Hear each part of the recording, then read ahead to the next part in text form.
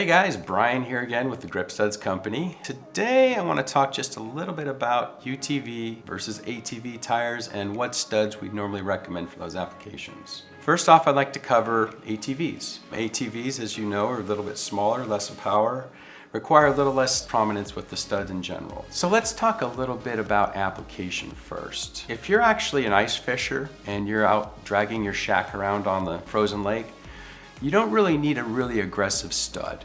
In that case, you're going to be directed toward my model number 1500. Now, if you're a trail rider and you're out hitting single track, double track, you'll be looking at something like our model 1800. The 1800 being more aggressive, digs into the deeper snow a lot faster, just giving you better overall performance. Before I go ahead and install the model 1500 into this ATV tire, I want to make sure I've got enough lug height, and we call that tread depth. So there are a couple different ways to do that.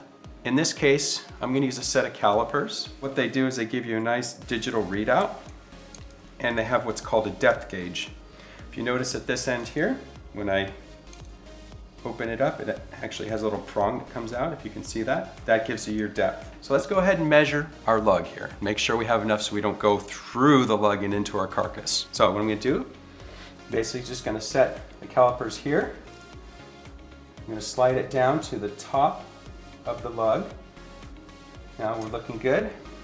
In this case, we have exactly 11 millimeters. Ironically, that's what we need to install the model 1500. So if you don't actually own one of these, I've got another solution for you to measure your tread depth, which I'm sure you've got lying around. Simple as a quarter. So what we're going to do with this quarter, we're going to rest it up against the tread lug,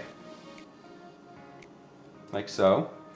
And what I'm going to do is I'm just going to hold it there and I'm going to put my thumb on it, my finger here, push up underneath it. I'm going to look at that. I'm going to measure the distance between my finger and the outside of the quarter. Got plenty of lug height to install the model 1500s. Let's get to installation. So in this case, I'm going to use a variable speed drill. This is just a standard 18 volt here. It's ideal to have a variable speed drill, that way you can actually control the speed at which the stud enters the rubber. So I've got my number 4500 tool all chucked up and ready to go. I've got my model 1500 stud. I'm going to go ahead and slide that little guy in there. And I'm going to go ahead and press it up against the rubber here, center it.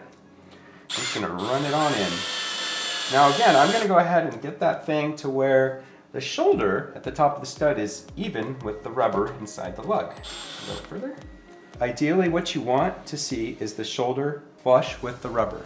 That way you know you're at target depth. Okay, so now that we've installed a couple of studs in this tire, you have a pretty good idea as to what it takes to put a stud in an ATV tire. Thanks for watching.